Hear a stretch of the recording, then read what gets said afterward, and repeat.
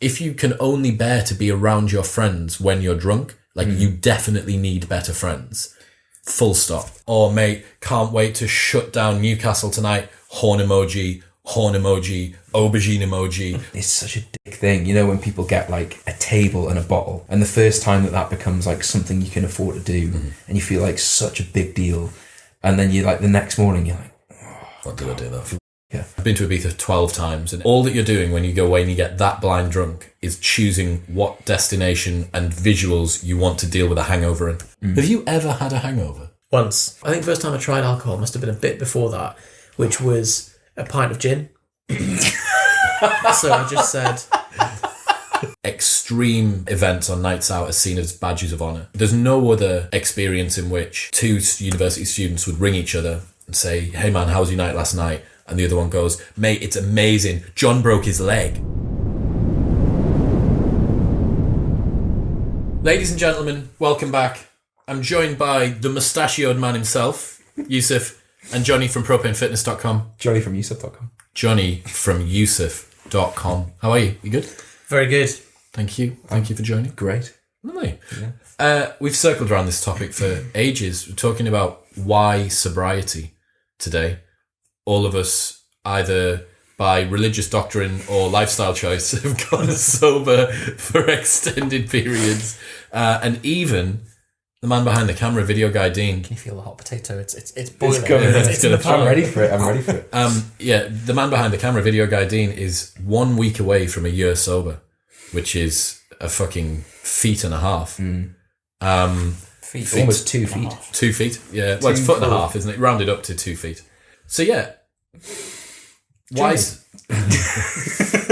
sobriety is an interesting question, I guess. People who maybe haven't heard us talk about this topic before might not know why we even consider it something to think about. I don't see a problem with my drinking. Everyone drinks. I've always drank. It's part of society. But some of the people will know I've done episodes with Ed Latimore. I've done 2 with Don McGregor, both of whom are massive sobriety advocates. Michael Caju, who was like addicted to fucking heroin at the age of 14 and stuff like that. He's big into it. But yeah, I just wanted to, a lot of people, it's the most replied to content that I put out online about resetting people's drinking habits. And I thought just having a discussion about it would be pretty valuable. So what made you decide, what made you pick sobriety as something to do? So it's 3 years ago now, just approaching 3 years ago, and I just wanted to do more stuff. I was kind of in a bit of a rut with where I was at. I was about to start doing CrossFit. That was one lifestyle change that I made. I was just like, I'm just fucking sick. Like, I'm not doing, I thought life would be different than this somehow, and I need more time. I think I did this like analogy where I'd sit down with an accountant at the end of my year and look at how much time I had. It could have been you or Chris. It was probably Jonny. Big Chris has, yeah. Do not ring me. And I looked at the amount of available time that I have across a whole year, and if my accountant was looking at it, he'd say, hang on a second, what's like every Saturday you lose a whole day, then every Sunday you lose half a day, and then every Monday you lose a quarter of your day in terms of productivity units, whatever you want to call it. Plus you're spending all this money. Plus, it's killing you. Like, it's making you live short. It's not going to make your life any longer. And I just thought, hang on, if I stop drinking, I'll have more time to spend on anything which isn't drinking. Another big part of it was I get increasingly bad hangovers as I get older, which I think everybody does. Another part of it was that it's expensive. I didn't feel like I had anything left to learn from alcohol. Like, it is a drug which takes you to the exact same place every single time. Yeah. And that's like one of the maddest memories that I've got, is going away to Vegas. Both times I've been away to Vegas for 4 days, the same 4 days, Sunday, Monday, Tuesday, Wednesday, fly back on Thursday. And both times I've learned and unlearned the same lesson every 24 hours at around about 3 p.m. Arrive, think I'm invincible, start drinking, continue to think I'm invincible, wake up, realize I'm not, hate myself, think, fuck, shouldn't have done that. Gets to 3 p.m, forget how I felt on the morning, remember how I felt on the night, get back on it. Yeah.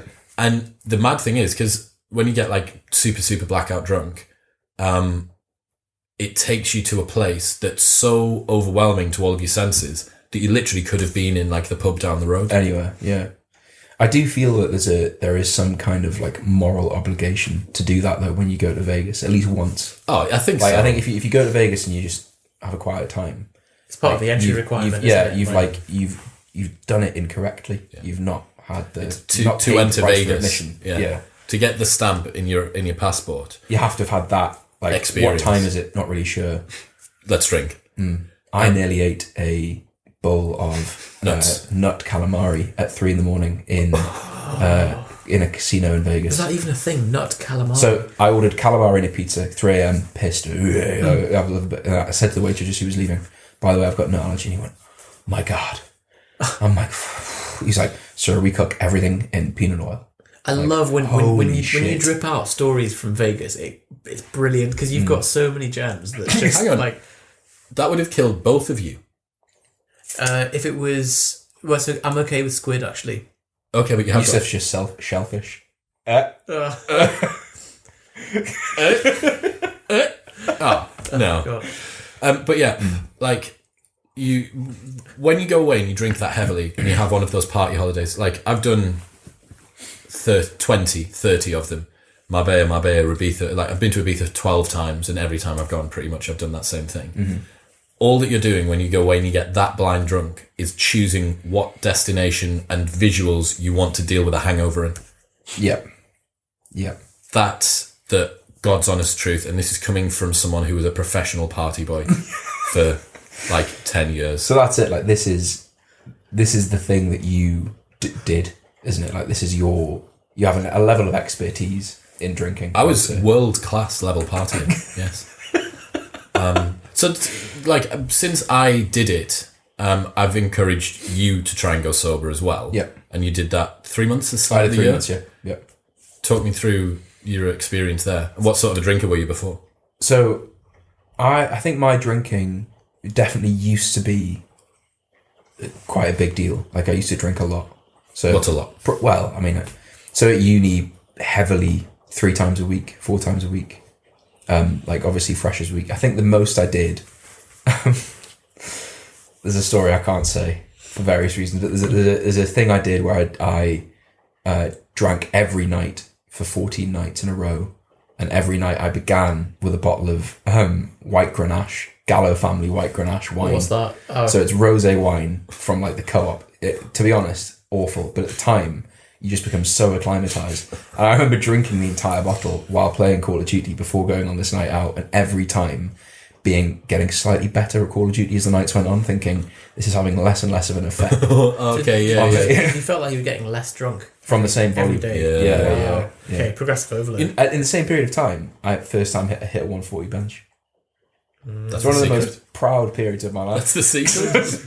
But yeah, so it used to be like that. So very representative drinking then. And then what did you move into when you were working? So it started in like accountancy training, and it got quite bad again. So it tapered off because like, you know, you think like, shit, I've got to actually get a degree here. Otherwise this has been a major waste of time and money. So like got a degree, started a job, and then it's like freshers again. And suddenly everyone wants to go out again. It wasn't that bad because obviously you got to go to work, but it probably got more intense. So that's when Vegas happened twice. You got more money now to spend on drinking. Yeah, suddenly right? you're like, oh, okay. Like the previous material limitations of your alcoholism have been kept. I can now drink, but in other parts of the world. I can have top shelf spirits. Yeah. And that became a thing, like ordering, like, and it's such a dick thing. You know, when people get like a table and a bottle, and the first time that becomes like something you can afford to do, and you feel like such a big deal. And then you like the next morning, you're like, what did I do that for? Wanker. And then it slowly kind of tapered off. But I remember I used to hate the idea, and I think you'll probably be the same. I used to hate the idea of like having a few beers in a pub because I didn't see the point of that. But I absolutely saw the point of getting off my face, blind drunk. And I told the story that you shared on the beginning on Instagram of like tactical puke in an alleyway, and that was like the best thing that happened all weekend for me at a point.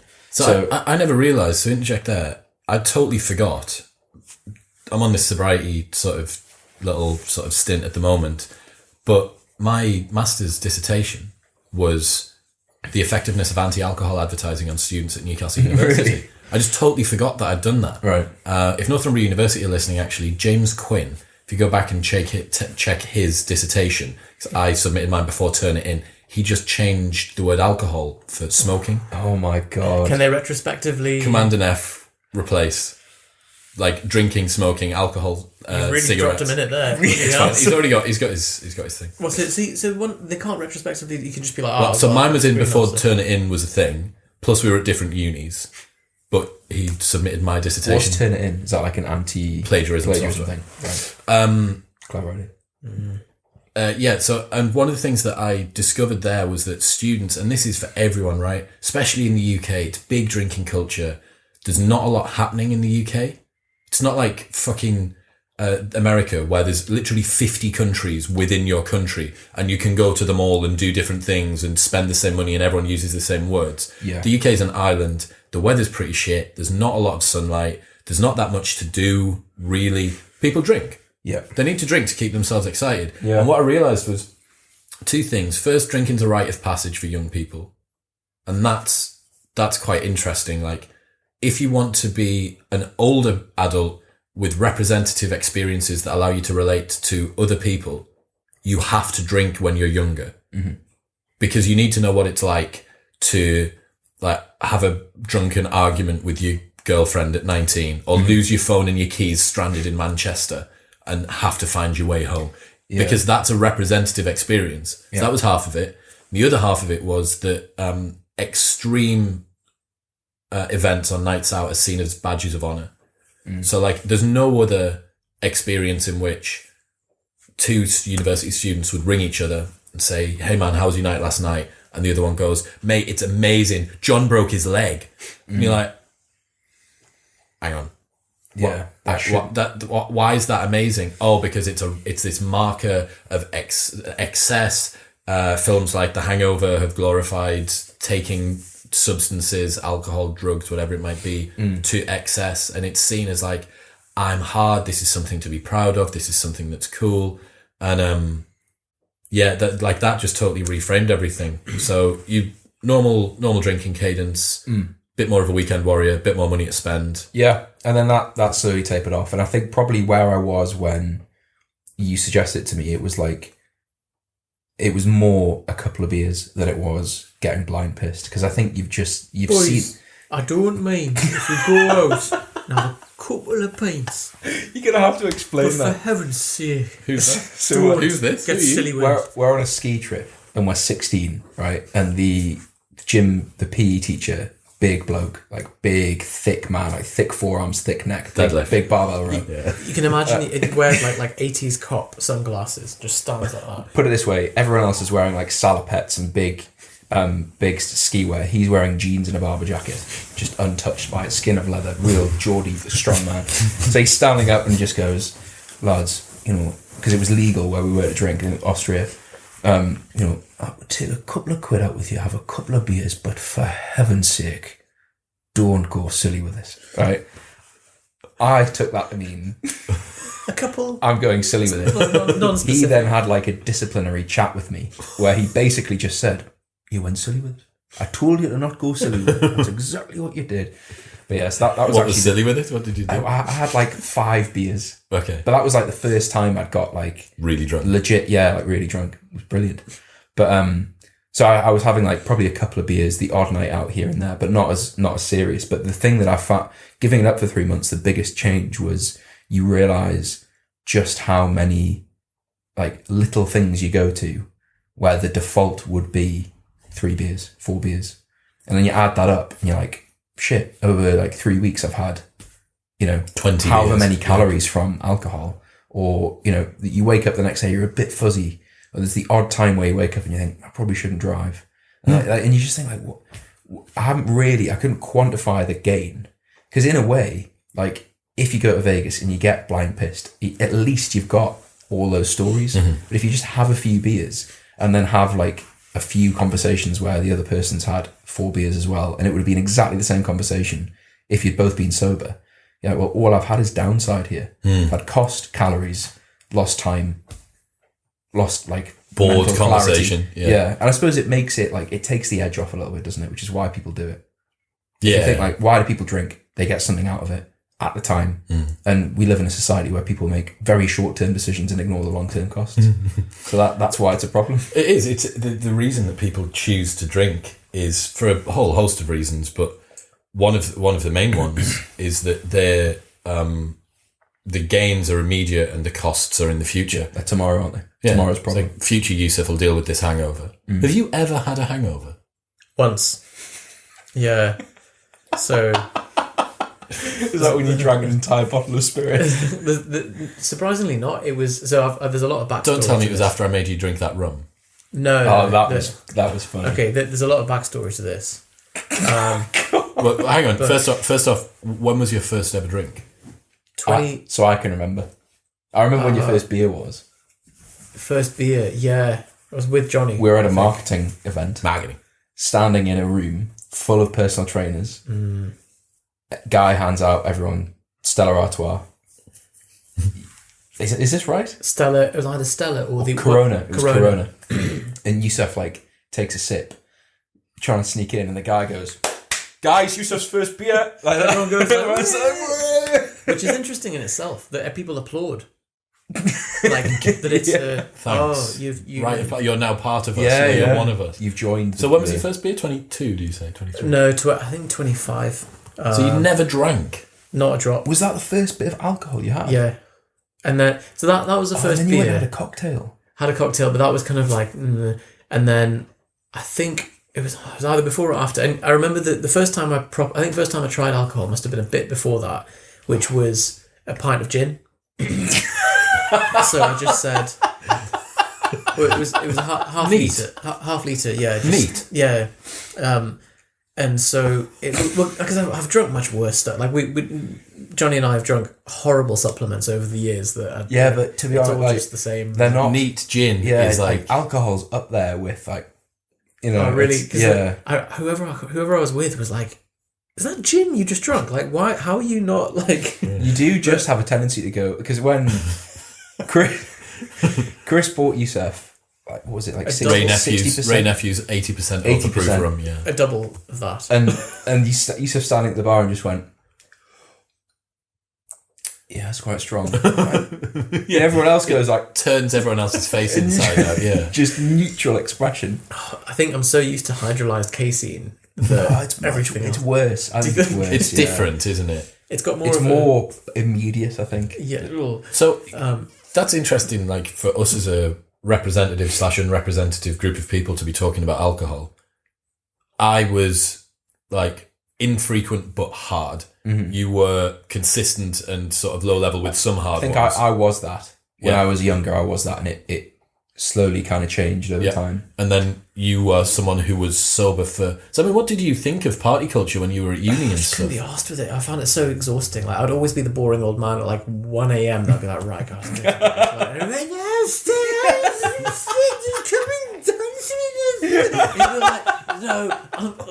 I'm so tired." And like I'll tell the poo tights story as well. But the gin was just like, in my mind, alcohol was something that is a drug, like the many spectrum of other drugs possible. And so I just thought, like, okay, how would I try a drug?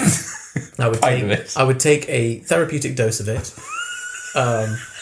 in a bolus, and then wait for the result and see what happens. And I was like, I would administer it in the most efficient manner that I could. So it was like, well, I can't go IV, so I'll have to I'll find what's a concentrated drink that's quite like botanical and nice. Gin. Botanical. Gin will be nice. So I had it was like something value, like it was a cheap gin. Value Cheap gin. gin. Come Yeah. on, man. Brutal. So had that, and then like just didn't have anything else the rest of the night. And it's, I suppose, similar to like you were saying, like you have like a few beers, you're like, "Oh, it was a bit rubbish," and there's a lot of calories and fluid. Is that the Harry Potter theme tune? And whereas like the Menno Henselman's approach is like, you want to front load the alcohol as much as possible, so you start with an empty stomach and you have 8 units and then you stop, And then by the time you go to bed, most of the alcohol is metabolized and you go to bed fine. So, yeah, but then the hangover was just I did a sports massage therapy course. And I God, it was around then. yeah, and the guy took us all out for drinks at the end. And he was like, "Oh, Yusef, I'll get you a drink." And I'm like, "Oh, I don't really drink, Nick." He's like, "No, Yusef, I'll get you a proper old man's drink. I'll get you old speckled hen. You'll love it. You'll be great." So I had old speckled hen. Have you both had old speckled hen? Yeah. Oh my God. Like for someone that already thinks beer is just a scam, like it's just someone's put like dishwater in it. So I had it and I was like, "Nick, this is the worst thing I've ever drunk." And he was like, "No, I'll get you another one. You'll love it. But having the second one isn't going to make it." And then like, Same again. oh God, yeah, same thing. And like throughout the night, then they would give me like red wine and white wine and lagers and I think the mixture from what you said was quite vommy, hangovery. But really, only 2-3 episodes of alcohol in my life. It's never really stuck with me. I think because it's philosophically at odds with, because it's like, I guess in moderate doses, not in like a good old whack. Pinto gin. Yeah, like in moderate doses, it's designed, you said, like to take the edge off. And I think that's just philosophically at odds with a lot of my life. Like I'm not really about comfort. You're about sitting with the edge, aren't you? Sitting with the edge. Like I slept on the floor for 2 years. For a year, like that's a really like the philosophical side of it's not one that I've really thought of, but you're really correct with that. The fact that people say I use alcohol because it helps to make me more confident on a night out. Mm-hmm. Okay, so you're not confident on a night out. No, I am. Right, okay, what happens if I remove the alcohol? Because the alcohol's not a part of you. It's like me saying I can run the 100 metres in 1 second if I'm in a car. Well, Johnny's car can go 100 miles an hour, yeah. I know the words to Candle in the Wind. Yeah, like that's one of the reasons that people say that they drink. They say it makes me more personable and it makes me have more of a laugh around my friends. And you're like, right, okay, so your friend's not funny if you don't have a drink. Yeah, maybe. So you're like, right, okay, so why are you going out? Well, I'm going out because my friends want me to go out, but I have to drink because otherwise I'd be bored. Okay, so you're taking this substance to sedate yourself from the fact that you can't bear to be around people you're choosing to be around without sedating yourself to be around them. It's depressing when you put it like that. It's like... an interesting experiment. That's just, I hate my life, isn't it? Well, yeah. I think that for some people that is the case. But so when I some of the things I tried when I was at uni, when I was really heavily into like, calories, alcohol calories are metabolized differently to carbs, and I need to time it. So I tried to consume alcohol in a way that would, according to the science that I understood at the time, not store any of it as body fat, which was some really extreme shit. What like? Well, just menohensilin's front loading all of it. So I did no fat during the day. Yeah. Like, so only protein throughout the day. And then I basically did Centurion with shots of vodka until I reached the point where I was like, I'm drunk enough now. Then I left the house and drank only water and got back and still had a hangover. So it was like fucking pointless. But during that time, I tried going out sober to see what it would be like. And if you just reframe it as like, everyone is expecting me to be drunk. If I just do what I want, if I'm just like, you've seen Mark on Peep Show, Rainbow Rhythms, where he does that. Like, if you just do that, people just assume you're like mint having a good time. Mm-hmm. So you can fully let go. No one knows you're sober anyway, and no one cares. Whilst being totally no one even notices. So actually, the reason why people are threatened if you are sober is that like, oh, Johnny's going to remember how much of a it's ghost at the feast thing, isn't it? Yeah, like people say like, oh, they're watching what I'm doing. I'm expressing myself, but there's someone there who's taking notes. But what does that tell us about what's going on? It says that the behaviour that I'm currently doing because I'm drunk is something that I don't want to remember or might not be that virtuous. Yeah, and the only reason that I'm prepared to do it is because I know that everybody else, I have as much shit on everyone else as they have on me. Yeah. Plus the fact that one of the side effects of this drug is that memory kind of gets a little bit hazy anyway. What you said about nerfing kind of the edges of stuff, super interesting. Like, I love your use of nerfing. That's what it is, isn't it? It's nerfing. I'm torpedoed. Like when Sam Harris torpedoed his on holiday. Yeah, I used that Ezra Klein thing as an example the other day.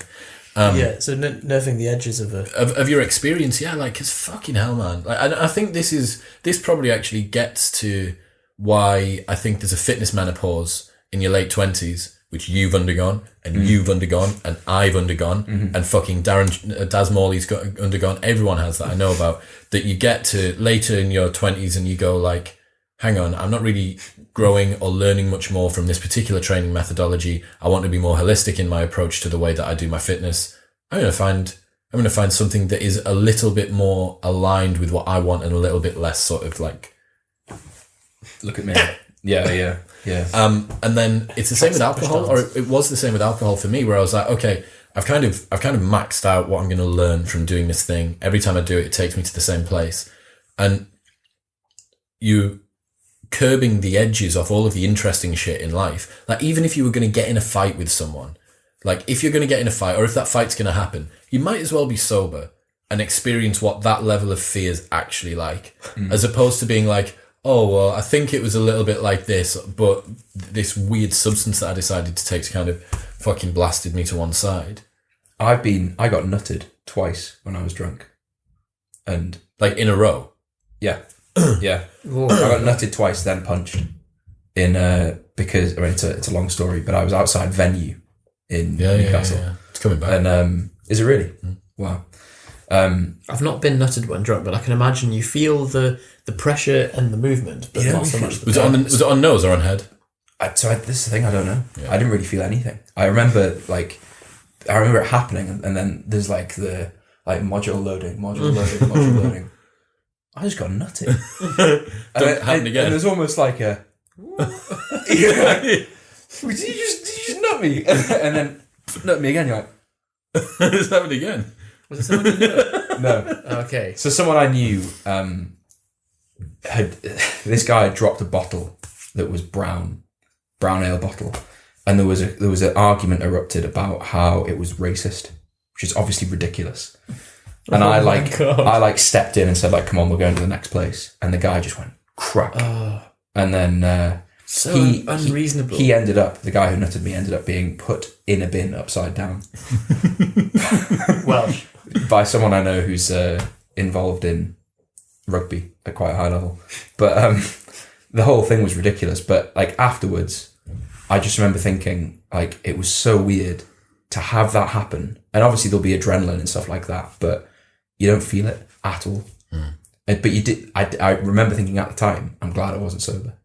But just because like it would have been very like, I've been nutted. Yeah. Whereas it was like, I've been sucker punched sober, and can you by a Nazi? But yeah, very similar. Like you hear a noise, like if someone throwing a chaff grenade. Oh, that's a stun grenade, isn't it? Yeah. Flashbang. And you don't feel the pain. You just like module loading, and then you're like, the Nazis just punch you in the face. Yeah. It's interesting. Like if you were to design a drug, this is like a Hamilton Morris thing that he talks about with alcohol. Hamilton's Pharmacopoeia, big psychonaut, loads of like psychedelic research. Big Pharma. The man behind Big Pharma. He's not. He's the opposite. Oh, right. He's the man behind big drugs. Anti-Big Pharma. Anti-big drugs. Right. And he talked about like if you were going to design a drug, it would not be alcohol. For what's that thing dose? The therapeutic dose amount is fucking huge. The effects of it, it's like, what do you want? Do you want memory loss and lowered inhibitions, a little bit of aggressiveness and some kind of like enhanced sadness and kind of lower sex drive, massive like anxiety rebound, after effect, worse sleep, worse like liver function, all these things that are just like. How about having your willpower the next day completely through the floor? And during. Yeah. So it's just like if you were to design a drug, alcohol would be a shit one. And I think what's interesting for you is, Yusef, is that because you weren't indoctrinated into this little fucking cabal of alcoholism when you were 18 and you go to uni and you're like, oh my God, I've got a flat and halls of residence and I can drink. You view it as you view every other drug. It's like, okay, should I try nicotine? Like, I wondered, like, have you ever put a nicotine patch on? I bet you have. Not a patch, but I'm very keen to. Yeah. You just because I've tried like what's it called? Tobacco. Snus. Yeah, snorting it, whatever. Just like try. I wonder what happens. What's a therapeutic dose? I will choose. Very much out of curiosity. I've tried nicotine gum. Do you remember when? I remember we were going through a phase where nicotine gum was advised as like a fat loss. Okay. So what's it like? What does it feel like? awful. Is it like having a coffee? So it's like having a coffee, but it feels more like a strong nootropic. It's like an edge. It's more of an edge to it. Hamilton Morris uses nicotine gum as a writing tool. I mean, it definitely makes you alert, but it's not. I don't think it's a nice alertness. Dan Bailey got asked, "Have you ever smoked?" And he said, "Yeah, once had to do like this 7-hour drive at night, and he's got a 20-pack and just like just chain smoked them, like in an effort to keep himself awake." So that's you viewing it as a drug. It's just that smoking is a very inefficient delivery mechanism, but just like drinking is an inefficient delivery mechanism for alcohol. When you think about we talk about other drugs on this podcast, you talk about the dosages that people have of mushrooms, grams of mushrooms, or an effective dose of cocaine, part of like grams, like half a gram or a quarter of a gram or whatever. Or then you talk about LSD and it's like micrograms, single micrograms, right? Yeah. And you're like, how much sheer volume of alcohol. It's so much that your body has to excrete out the past stuff to make room for more. That's why I went for the gin, because I was like, I cannot believe that people go out and drink 10 beers and they drink it's 5% alcohol. Like such a low percentage. It's a horrible drink. And who drinks? You don't take 10 pints of anything. And yet, for some reason, it's normal to go out and drink 5 litres of some kind of fluid. It's crazy that people just don't, like, in any other... Like hyponatremic or something as well. Like, it's just, like...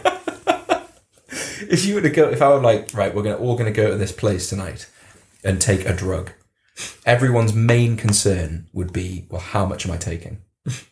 Like, if I'm going to take a drug, I want to know, like, is the amount I'm taking all right? Or am I going to run into problems? But people just go into a bar and just have at it, don't they? I think a lot of that is because we know what the dosage is, right? We can equate roughly 1 double equals this much drunkenness, 2 doubles equals this much drunkenness, but 1 tequila. You're like dealing with the like what happens once I've taken it as a measure, rather than whereas people aren't like I take 2 paracetamol to get rid of my headache, but I don't like take the paracetamol based on how bad my headache is. I take the dosage of the drug that is required. You're right. People tell me I'm approaching it all wrong, and that's why I'm not into alcohol. You've not had the installation. They say like, oh, you shouldn't drink thinking about the effect. You should just let the night flow and just have, So obviously, I mean, the elephant in this room is that I make my money from drunk people. Now, I've had 1 million people, 1 million customers go into my events, and all of them, I would guess 95% of them more were drinking. But again, I don't have a problem with drinking. I don't think that that's a bad thing. My problem is when you do that back and forth for like 30 years, 20 years, even 10 years. Like throughout your 20s, if all that you do is live for the weekend and be a weekend warrior, you hit 30 and you're like, mate, what the fuck have you taken 2 steps forward and 2 steps back every week? Your weight loss goals aren't going anywhere. Why do you think that is? You've never developed any good habits. Your sleep's still fucked. Your mood's still fucked. All of the skills that you should have that you can then double down on for the rest of your life, like confidence or the ability to like approach anxiety, the ability to approach someone of either the same sex or a different sex, your ability to deal with anxious situations or uncertain situations, like all of that. Plus, let's talk about cost on time, cost on money, cost on calories, the hangover the next day, all the mistakes that let's not even to talk about social costs. How many times do you cheat on your girlfriend or get in a fight or fucking lose your keys or annoy someone or lose a friend or fucking whatever? So the thing you said about like you hit 30 and you're like, oh God, I've kind of pissed away quite a lot of money, time, age, etc. Yeah, like a lot of time pissing in, yeah,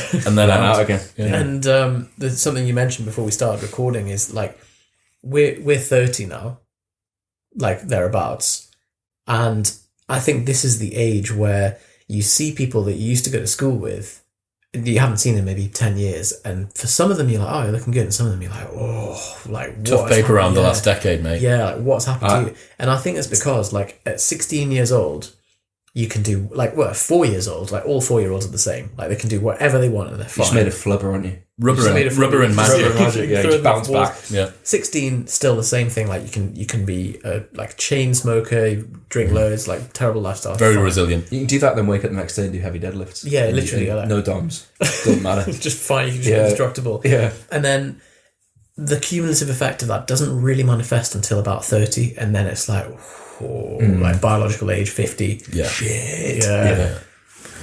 That was I was sending Yusef a voice note and I walked past someone that we went to school with who I've not seen. He didn't see me. I've not seen him for a long time, and bad example of behaviours that compound. Yeah, because they diverge very slowly. It's so insidious because you don't. It's that graph from James Clear where it's like 1% better every day is 38 times better by the end of the year. 1% worse every day is 0.01 of what it was at the start of the year. Yeah, and like we're always practicing something. The Kit Lachlan thing. Oh yeah, like you're always doing behaviours. It's just either good or bad behaviours. Yeah, I think like I probably stand in between you two on sobriety and drinking in general. Like I still drink even after trying sobriety because I think I just see it as like it's one of 100 behaviours that you do, and it's I think where I think the most benefit people get from giving something up is like what that thing is masking, or what you do that thing instead of, or what you do that thing to like escape from a feeling or escape from a thought, or like a part of your life. And when you strip it away and you have to then deal with that thing, that's when it's so it's the underlying thing. Yeah, is the real meat of it is because like it's people. How long do people spend on their phones? Why are they doing that? It's not like, is being on your phone a bad thing? Yes, it's not a great use of time, but then like is watching TV it's so many other things. Are you like ignoring a conversation, or it's what is underneath that? Because you can't sit with your thoughts. It's because you can't bear exactly, whatever. And I think you spend a lot of time, hundreds of hours of time meditating, which is like the opposite, right? It's dealing with what's there, front and center, being present with face to face with it, which is the opposite of drinking, which is running away from what's there or trying to round the edges off so it's not quite as sharp. Or enhance them as well. Doesn't appeal. I don't know. Because you're already rounded. Well, like balsa wood. Ball of balsa wood. I don't know if I'm a ball of balsa wood, but I think like it's maybe because it's so contrary to that practice. I feel like, why would I want to? Yeah. But interesting quote on what you've just said from Anthony de Mello, who is a Jesuit preacher, priest, whatever. He said, whenever the priest comes to me asking for refuge and help, all he wants to do is talk about sex. When the prostitute comes to me, all they want to do is talk about God. And so he's like, it's not about the thing. It's like whatever you renounce, you bring back into your life tenfold because you're pushing it away, you're pulling it towards you in some way. Such an interesting... Well, you'll have this. So me and Jonny, no one even knows this. Me and Jonny have the same meditation coach now. And Brian talks about not fixating or suppressing. Like that's what equanimity is. Yeah. It's not wanting more of a good thing or less of a bad thing. Yes. Yeah. And that's exactly what you're talking about there. So what did you learn from 3 months of sobriety? Did it reframe anything for you? I think it made alcohol seem more like an option rather than a default. So it made drinking seem like, if I want to go to an event that I would normally just drink at. So it's like, I'm trying to think of an example. It's like I think for a lot of people, myself included, it's an automatic behavior. It's not, you don't have a thought of like, I'm going out this evening and I'm going to have 3 beers. You just find that happening. Yeah. But I would have thought because you have to plan your taxi and not driving and all that It's the default stuff, though. It's like you're going out with friends. So, it'll be food and some drinks, or we're going to a bar, so there'll be drinks. That's interesting because maybe I'm so out of the habit, but for me, I'd be like, oh right, how conscious do I coordinate decision. this? Because I can't drive. I think it depends as well on like which circle you're in, because obviously like when we go for food and like when we're a modern real rarity though. Yeah, but that because I remember George saying it was like this time last year. It's like so weird to go for food with a group of guys and not drink, because I'll go for that same situation with a group of other people, and it's like weird if you've not had a beer by midday, because that's their default. But so it's I think quite dependent on who you're with, because there are people who just don't drink because that's what they prefer, and some people who like it's so rare though, man. Like very rare. 30, like, and then I guess maybe as you move a little bit further on, but it seems to me to be the few people that do, and this is an Ed Lattimoreism, right? The alcohol is the only drug where if you don't do it, people assume you have a problem. And that's why so many people, I think, have this aversion to going sober. Sobriety is seen as something that's only done when someone has an issue with alcohol. Can't be a lifestyle choice. Let's talk about that, like the backlash that you get when you don't drink. Like, do you get social backlash? Do you get people like assuming you have a problem or trying to get you to drink, trying to like get you to join in? They did when I started. Yeah. They did when I started, but I'm like fairly sort of well stanced now as the sobriety guy, or the guy that does periods of sobriety. People give up trying to like. But not even that. It's like, I think a lot of people are very timid about, let's say that they've got something on the next morning. You go into it, like people have to go into it fucking caveats and litigation about why they're not drinking. Yeah. Oh mate, well I've got doctor's appointment at 10 in the morning. Like, or maybe that's not even the truth, but they have to do it because I've brought the car. Like, I know some people who take their car keys out with them without the car. Really? So that they can be like, oh, I've got the car, man. Like, I don't need to. I can't drink. And it's like, that's how it's the equivalent of I've got a boyfriend. When you haven't got a boyfriend. Yeah, it is. But it neutralizes that conversation quickly because people are like, oh, I'm prepared to push you if I think it's your will, but there's certain things I'm not prepared to push you on. But people are prepared to push you if they think it's your will. I'd like, why? And I get it. We are all here. Fucking hell, this podcast went up. This breaks down the podcasting schedule again. Today's episode went up with Paul Bloom, and he does this. Video Guy Dean picked out the best experiment in there. I wonder if you know about this. Psychology experiment. They put people in a room and they get all of them to toss a coin. By law of averages, about half of them go over there, half of them go over there. Tails group, heads group. And they go over to the tails group and they're like, what do you think of yourselves then? Like, well, we're sort of, looks like we're a bit smarter, doesn't it? He said, what do you think about the heads group? Oh, like you got a bunch of dicks over there. They're just a load of schmoes. And it's like the most random, arbitrary way to split people up into us and them. And it causes people to make value judgments. That's because for the vast majority of our evolutionary history, we were in groups of 25 to 50, and we were fucking terrified of what was in the next valley because they were going to kill us, rape our women. They had some pathogen that we weren't going to be able to fucking deal with because there was no antibiotics or whatever it might be. We were terrified of it, and that's still the module that's in there. It's so funny. I'm even on that, like, because I rotate between medical and surgical jobs, and that's how people. Even that, they're like, oh, it's the fucking surgeons. Like, there's the bloody medics always just refer anyone with abdominal pain to us. And like, it becomes such an us and them. Like, oh, football teams. Yeah, like sport. It's in everything. People kill each other over stuff. Yeah, like yeah. Well, because religion's the biggest one, isn't it? Tribalism, man. Yeah, they need to plant a flag in the ground, but it's like, he's one of us. He's drinking with us. And it's like, hang on a second. If you're fucking annihilating yourself and taking 2 steps back this weekend, if you were that good of a friend, you'd support me in my cause for sobriety. So that was like one of the main questions, or one of the main issues people have when they go sober is, how do I do this when all of my friends around me drink? And it's like, well, it'll identify exactly who the friends are that are in your life that are good for you. Yeah. Because the ones who are like, fucking hell, man, are you trying that? Like, if you explain your reasons, really, you're going to, fucking hell, well, like, fair play, man. As opposed to, what? Like, are you not coming out? You think you're better than us? Like, what? You're not coming out? And it's like, it manifests. They've not got your best interests at heart. They don't care. Like, they only want you there if you're destroying yourself with them. And if you can only bear to be around your friends when you're drunk, like, you definitely need better friends. Full stop. I think it comes from. So I have some friends who sometimes don't drink, and they are boring as sin when they do that. Like, not just because they're sober, but I think it's because they're in this mindset of like, I'm not really fully participating here. They leave early. They're a bit, they're reserved. Yep.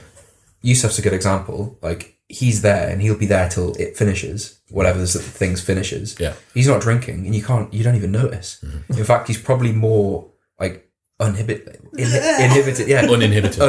than other people who are drinking. But that's a lot of that is to do with the fact that Yusef never had to rely on alcohol to be that crux to make them sociable. Because you've developed that particular pathway to be like, oh, I can be here and I can not drink, but I can also be a part of this group. But I've been on nights out with you and you're not drinking. Ben's another good example. Like, they're just there. They're not drunk, but they're still having a good time. They're still engaging in it. And I think for me anyway, where I'll have a resistance to it is if some people say, I'm bringing the car. Just like, you feel like saying, look, just don't come, because you don't really want to be there. Yeah. You're just kind of doing half so that no one gives you shit. But I think it's, for some people, it feels like there's a shift in the way that they act when it's like, right, I'm not bringing the car. or I'm not drunk, right? Fucking hell, let's get on it, boys. But like, there's no reason why you can't just be like that. It's like the thing I was saying with the nightclub. Like, once you realise that it's all an illusion anyway, and that you can just be how you want, and if people judge you, then like they're going to judge you either way. So just have a good time. Yeah. And then people will give you less shit if you're just an interesting person when you're sober.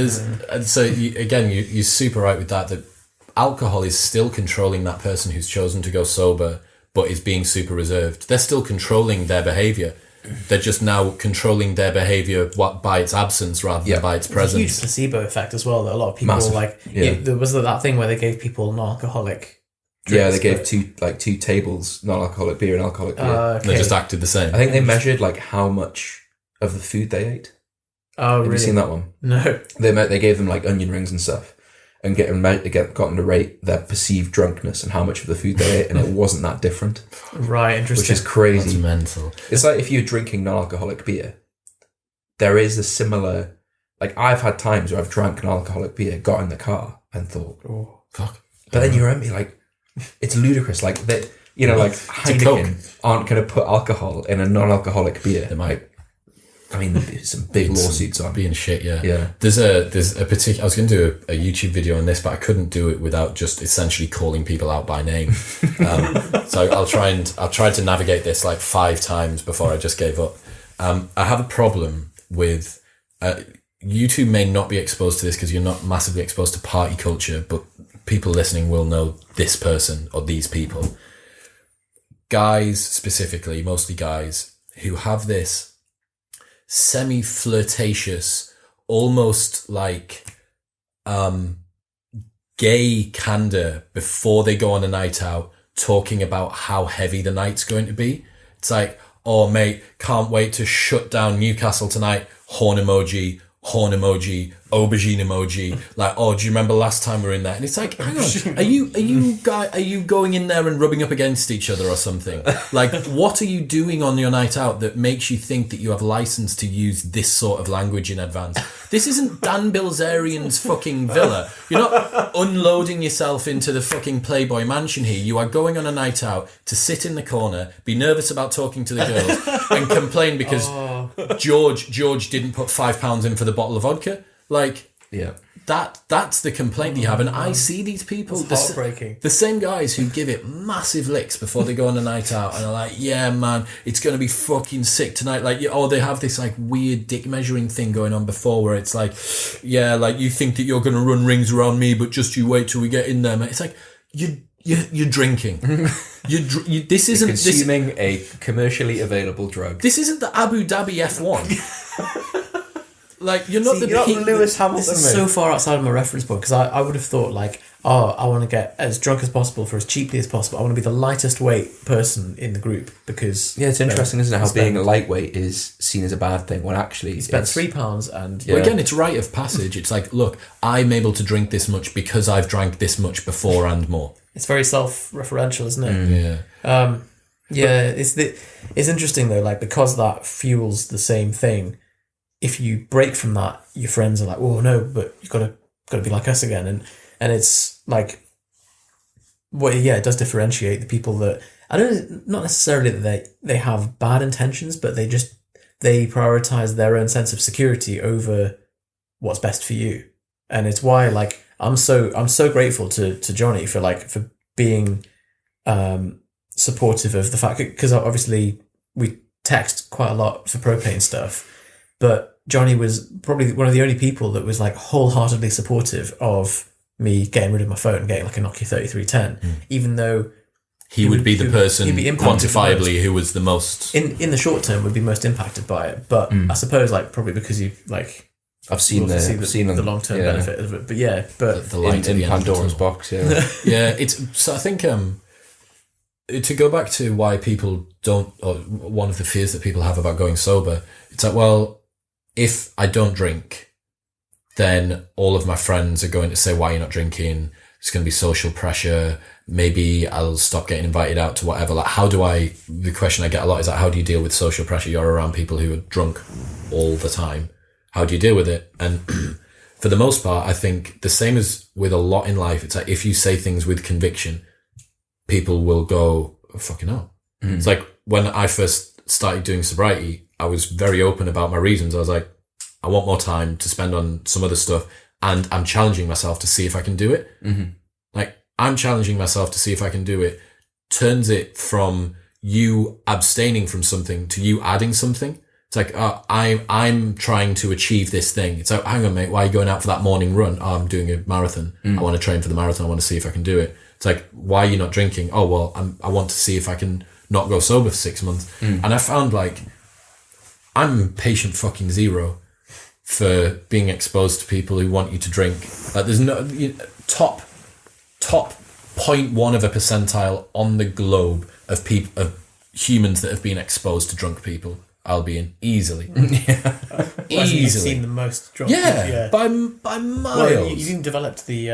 a special handshake for keeping people away from me when I try and when they try and fucking come in too Getting a close. sweaty... So if I can do it, and if I can do it with conviction, and you can maybe say, oh, well, you're in a position of authority for the club stuff, maybe that kind of means that people are less pushy. But it's bullshit. Like, I sit down with loads of people, new people and blah, blah, blah. And as soon as you explain, I just wanted a bit more time or money, or just wanted to challenge myself, see if I can do it.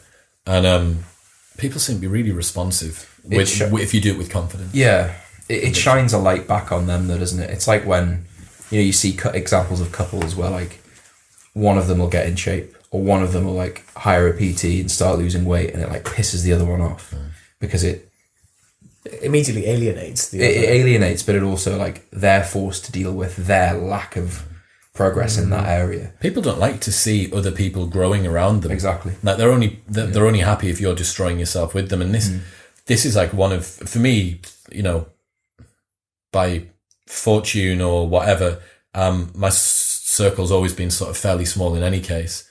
So I've never had influence that's kind of been that negative, but I see it with a lot of people. And it's bad, man. Like, that's you're literally talking about your life. Like, that's someone's fucking around with the values that you lead your life by. Yeah. That person could have said to you, hey man, like, I watched this podcast with that modern wisdom thing, and they talked about going sober. Like, do you fancy trying to do it for a bit? Like, should we do dry January or whatever? And your response to that person could be the beginning of them making a really interesting change to their life. Or it could be, nah man, like, fuck that. Like, it's Jono's 32nd. Like, you can't miss Jono's 32nd. He's going to York for it. It's like, you're not going to miss it. Like, just, what do you mean? There. What do you mean? We're going to York again for Jono's 32nd. His 31st was fucking shit. Like, do you know what I mean? Yeah. Very repetitive. I don't know, man. I think that there's definitely, something that I know that we all do is, like, there's something you do, there's a behaviour. It's like, right, I'm going to try and not do that. I love doing caffeine, sleeping in a bed, masturbation. Phone use is the latest one. Phone use. Social media and all that. That's my latest, like, still don't feel like I'm... Sleeping late, sleeping in. All sorts of stuff. Yeah. Eating. Yeah. Not eating. So go on. Well, just how... I think people do dry January, and you'll see it happen as January rolls around. Like, people's social media fills up with, like, can't wait for, people put those countdown timers on their Instagram until when they get to have a drink again, and then they go back at it just as an intense fashion. And, like, realistically, all you've done, this is renouncing something and then bringing it back harder into your life again. You've done it. You've maybe given internally a month of a rest to those systems. But, like, what effect, especially if you go harder when you go back. Oh yeah, the first couple of weekends where you compensate. Yeah, it's like overcompensate. It's like the person that's using intermittent fasting wrong. Yeah, it's like, oh, I won't eat for today, but I'll eat triple tomorrow. Yeah, exactly. No. But so how the numbers work. The people who are like, there's all the stuff about it's Friday, so it's Prosecco time, or can't wait for Saturday when I'm Him's the clock. Exactly, like that stuff. That is. In my view, like, those are the people that need a year off it. You need time to realise, like, recalibrate, just to because, like, you are using a drug to cover up parts of your life that maybe aren't right at the moment. Well, you're using the use of a drug to determine your weekly cadence. Yeah. Do you know what I mean? Like, and it must sound like to some people that are listening, like a lot of the things that we talk about, it must sound so fucking autistic. Like, for us to just be like, you know, this thing that's taken for granted by everyone. What we'd really like to do is find out what's going on there. Do you have a magnifying glass? Like, but it is like, I promise you, for the people that are listening, like, if you think to yourself, is a good question to ask. Like, when was the last time that you didn't drink for more than 6 months? Or even a week for some people. Yeah. Okay. When was the last time you didn't drink for a week? When was the last time you didn't drink, apart from pregnancies for women? When was the last time you didn't drink for a month? And when was the last time you didn't drink for 6 months? And that 6 month distribution will be for most of the people that are listening before they started drinking. Yeah. You discovered, someone told you upon the day that you arrived on this earth, you're going to have this drug from the age of 16 until the time you die, more frequently than once every 6 months, or more frequently than once every month, or for some people more frequently than once every week. Yeah. You'd be like, is this like mandatory? Is this like a part of, do I have to sign this off as part of my membership to life or something? You know, the super size versus super skinny thing, where they take someone who's super sized and super skinny, and they go, here's what you've eaten in a week, and they show it all on a big room. Tube. Yeah, it's like the super skinny is like 50 Red Bulls and like some coffees and like loads of packs of cigarettes. That's someone who's figured out that caffeine's quite good for appetite suppression. Yeah, and they're just like carbonated drinks and a caffeine. And then like the fat person has just got piles of like pasties and like it's all beige, isn't it? Beige food. Yeah, like one colour. Yeah. And if you were to do that with the alcohol ahead of time, and also you have like a big blown up 3D rotating image of your liver, and just showing like how it's getting cirrhosed over the years, you'd be like, oh, actually. So I think if we were sat here now, probably not you included, we'll include the VMD. If we were to have 4 beers, I think we'd all enjoy the 4 beers. Mm-hmm. Apart from you. Yeah. The 5th beer, 6th beer, maybe not. It tapers down, I think, quite quickly. I think like the process of you're in a bar with your mates chatting, you have a couple of beers. It's quite nice. Yeah, it's when you start getting silly with it. It is when you start getting silly with it. He was right all along. But like past then, really, it's just all downhill shit. Well, everyone. So there's two like little cliches that I've come up with since thinking about this. One of them is that every drink you have makes not having a subsequent drink more difficult. Yeah, everyone's been out and one wine turns into a couple of beers, turns into a bottle of vodka, turns into a kebab at 3 a.m. Mm-hmm. Everyone's let it get away. Like there's even that super fucking meme about I just popped out and now I've ended up out. Do you know what I mean? There's that. Yeah. And then the other thing that I realised, I keep meaning to make a graph about this, but alcohol gives you diminishing margins of return in terms of pleasure, but gives you exponential increase in terms of suffering. So 10 beers doesn't double your enjoyment from 5 beers, but it more than doubles your suffering the next day. It starts to become really quite serious, actually. Anyone who's had like, so I think if we're talking pints over 7, I think you're into some real quite serious territory there. Like that's a lot of volume. So there's a glass ceiling that I bounce off unless I get spirits out. Yeah. Like there's only, because you're just limited gastrointestinally. Yeah. Like there's a mechanical error, isn't there? Yeah. I can just fit so much in and I'm sick of, it's like, I can make myself full enough to want to throw up if I'm allowed to have dessert, but I couldn't do it with just savoury stuff. So I know this is like the extreme case, but imagine like this is a spectrum that you get patients in hospital that their entire calorie intake, 3,200 calories a day, which I worked out, I think it's like is the amount of spirit that they're drinking, and it's just that every day. So they'll just have vodka, 3,000 calories of vodka a day. No protein.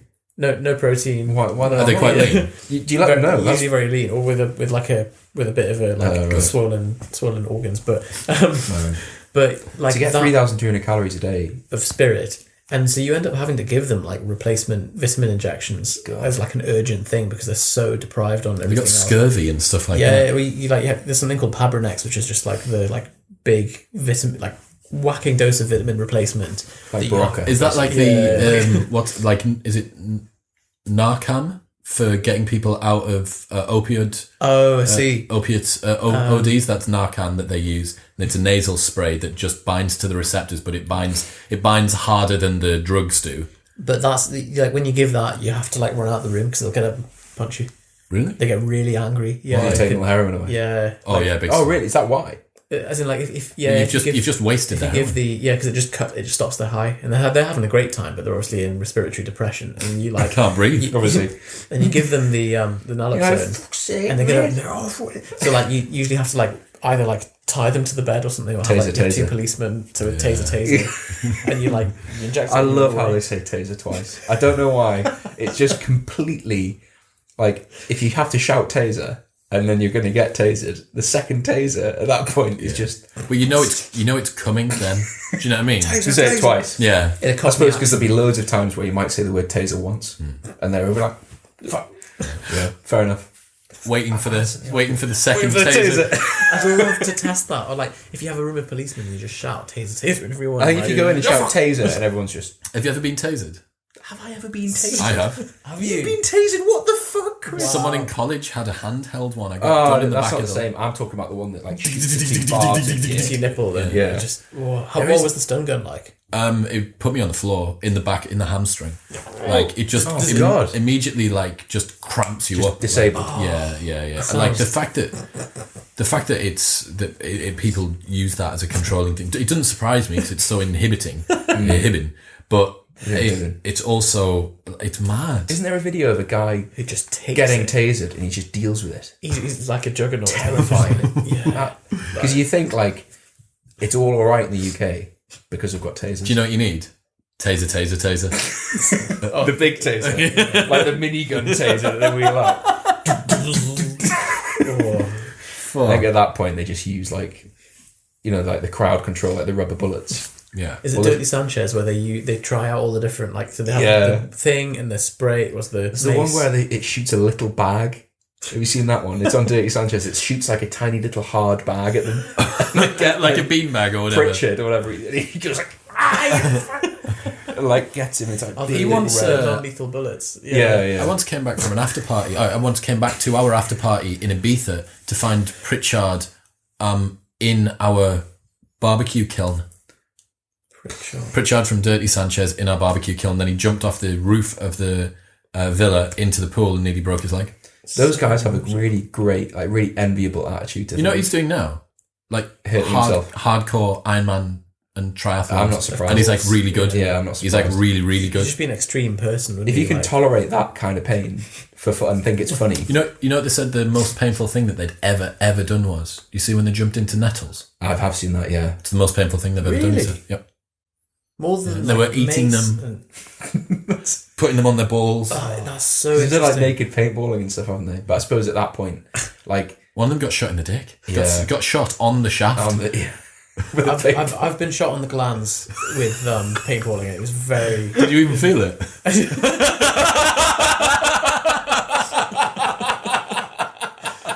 Oh man! It's like it nearly brought me to arousal with blood dripping down his leg. Going, what's wrong? Oh god! It's the guy that falls asleep like that and they get a D-lock. Oh yeah. Guys, what? And he's eating the key. And he's like, him eat the key. My favourite one's where they put a guy's asleep and they put an electric bounded dog collar on him. Oh. So whenever he tries to leave the sofa, it just and he like goes down, gets up, he's like shouts and he's swearing at them. He just goes again.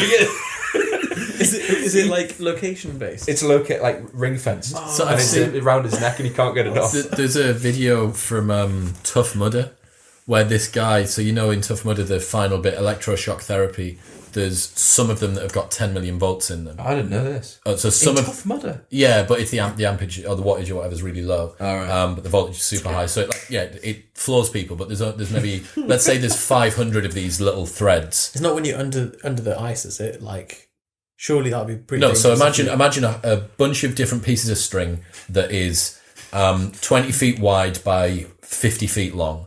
and they're all dangling. There's 500 pieces of string, let's say, the wires, like little wires, and you have to run through the wires. Some of the wires have no voltage, some of them have basically none, some of them have enough to hurt, and some of them have this 10 mil. And you have to go through them, and It's like there's that different coop that you have to sign the waiver disclaimer for. So there's some different strategies. The strategy to do it, I've asked the guy who created Tough Mudder, Of course is to run through it as fast as possible. Yeah. Because the way that wattage works is it's like a capacitor. It goes up and then discharges. It goes up and then discharges. So if you move very slowly, You'll get the flow. you'll end up getting it at some point because you'll be touching all of them at the point that they discharge. And there's this one video of this guy who's like running and he gets like clocked by this one. It's right at the very end, gets clocked by this one, but they're about that far off the floor. So then he's on the floor, face down in this mud. And then every time that he pushes himself up, it just gets him again. So he just goes, Surely that's at the point where it's like a threat to his health. well, You have to solid snake your way. he's like creeping forward like half a foot each time. That's really made me reframe the Tough Mudder. Like I thought it was like running with the a bit of a like a barrel you had to jump Seriously, it's a over. good distance as well. It's like a 15k as well. Oh god. Anyway, there's so much more that we've got to talk about for sobriety, and we've gone off topic as always. But if anyone wants to find out a little bit more, if you head to 6monthssober.com/podcast, you can find out a little bit of info, or just give me a DM if you have any questions or thoughts about what we've talked about at ChriswellX on all social media. Just give me a DM. I'm happy to give you a little bit of advice about how I think you could go dry for January, or if you're watching this in 2022 in the middle of June or something, just drop me a message and we'll see where we go from there. Thanks very much, guys.